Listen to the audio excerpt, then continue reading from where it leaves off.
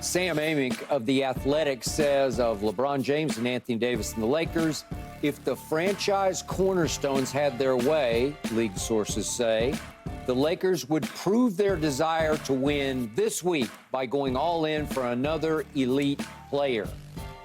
Amick says that's exactly what the Lakers should do. Amick says the Lakers tried a different approach a year ago, adding depth instead of searching for that one true megastar to go along with the greatest player of this generation, LeBron, of course, and their franchise big man, AD. So, Keyshawn, do you agree with what Sam Amick is sort of selling here? Okay. So the whole LeBron started well, Paul then probably started it, but LeBron got credit for the big three superstardom type situation in Miami, right? Those were three bona fide all-star, superstar pieces. Then they added a Ray Allen later on, but they had some other guys around them. So when I look at the Lakers situation and I look at the rest of the league, it's not three superstars that are winning the championship. There's two superstars, and then there's a guy who is a non-perennial all-star, but may have got a cup of coffee at an all-star game here or there. It could project to be an all-star. So when you look at a Porzingis, it's not perennial all-star. It's not every single year he's going to the all-star game, all-star game, all-star game. You know, a cup of coffee. But he got the two young guys, and then they added another guy in Drew Holiday, Derek White along the way. That's what the Lakers got to do. There's no need to go out there and try to go get Steph Curry. Like, it's just like, what are you doing? That's not going to help you. You got to have a guy that maybe once upon a time was the lead dog of a team, but now he is the third option for you. In any moment, he can give you 15 real fast. That's the type of guy that I think they should go out and get. I don't need three dudes making $50 million a year or whatever the number is now, $60 million a year. That doesn't seem like that doesn't win a championship for you. I mean, just look at, and look at Phoenix, but they just got there with Bradley Beal and he was hurt in and out of lineup. But it doesn't smell like Phoenix is going anywhere anytime soon. I wouldn't consider Minnesota as deep as they went in the Western Conference Final with three superstars. I consider they got a rising guy in Ant-Man. They got a guy that comes and goes in Anthony Towns. And then they just got, whatever you want to call Gobert. Whatever you... He's a four-time Defensive Player of the Year. Yeah, but is that really a four-time Defensive Player of the Year, though, Paul? Like, is it really... or is it just a rim protector in the way? That's what it say. That's what it say. I get it, but I don't think you would honestly believe that. So when I look at it, where are there three bona fide superstar players winning championships? The Golden State era of three of them with Kevin Durant and Clay and Draymond, if you want to add him in there, and Steph, that's over with. That's not going to happen anymore. So I think they need a Drew Holiday type. So I would be happy with a DeJounte Murray and a Capella or a DeMar DeRozan. I would be happy with that. I think that would help them significantly. Okay. I do think they need a third star, but a different type of third star. I don't think, Jamal Murray, I think they need somebody to relieve LeBron of the number 1A duties. If you're talking about winning a title, I think it's just too much to continue to ask LeBron to be that guy night in and night out throughout the course of an 82-game season, throughout the course of a long playoff run. The only guy in my mind that could be put them in position to win a championship is Donovan Mitchell. And I've been saying this because not only you put him in a position to say, hey, you're our guy. You're the 1A. Let's move LeBron over here to the 1B, and let's let Anthony Davis 1C continue to be the 2A guy that he is on a championship team. I just think if they're going to win a title, we're talking about, because, the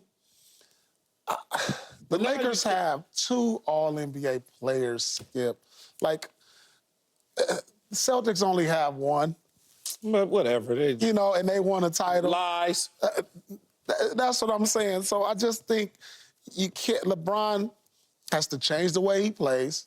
You have to find a 1A superstar And there's only one out there that really makes the most sense. I mean, you're not going to get Booker.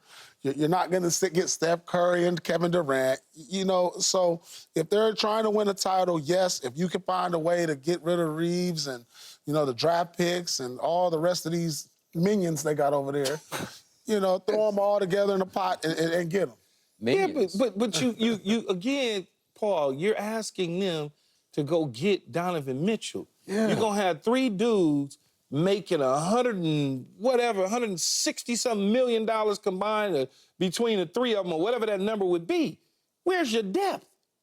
Like, what you gonna have? They tried the depth route. This is the depth route right now. No, that's true. Right now, they're in the depth route. That's not working. But remember what I said. It's playing.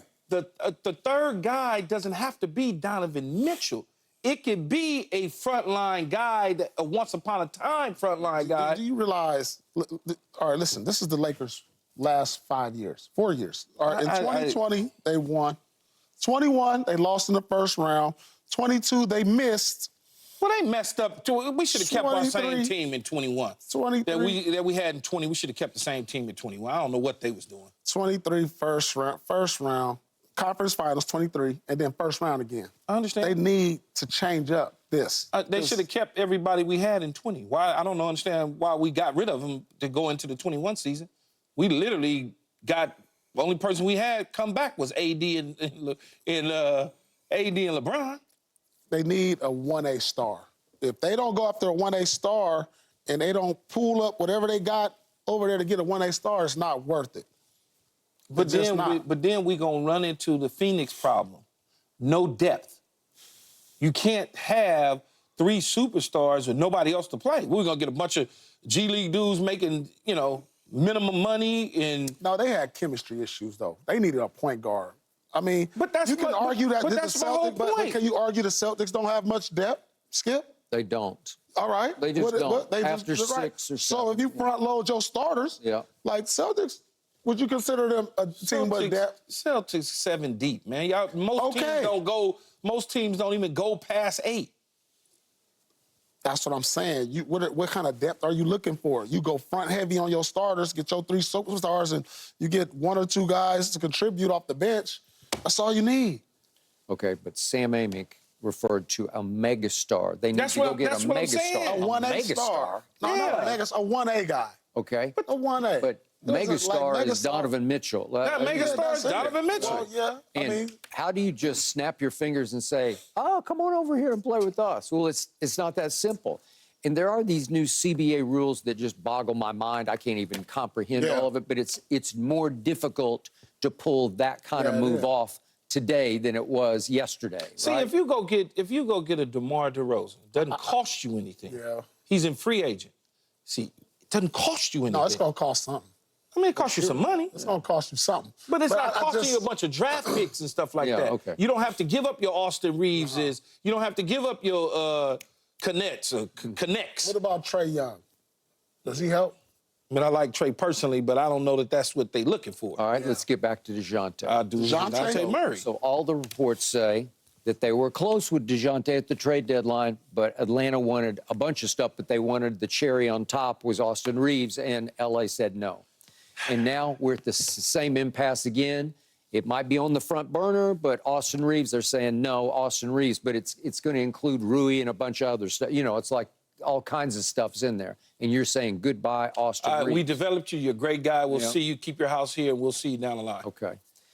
I can't fight you on this as much as I think LeBron really likes Austin Reeves because he trusts him and he vibes with him. He trusts his IQ, his feel, his ability to share the basketball and pass the ball back and forth with LeBron. And he's a try-hard guy. And he's definitely a try-hard guy. And he will take and make big shots. But he's not going to score a whole lot of points, mainly because it's LeBron and AD, and they're going to get the bulk of the shots and the work. So I'm looking at Austin Reeves last year had his best year, and he averaged 16, 4, and 6. 6 assists is pretty good. Yeah, that is. That'll work. Got some value. Yeah, he has some value. That's a third option. And yet, I still can't believe. Yeah, that's great. Third option giving you 6 assists. Yeah, it is. But DeJounte, we're talking some career numbers here because last year he was 23, 5, and 6. And back in 2022, his last year with the Spurs, he was 21, 8, and 9. That was an all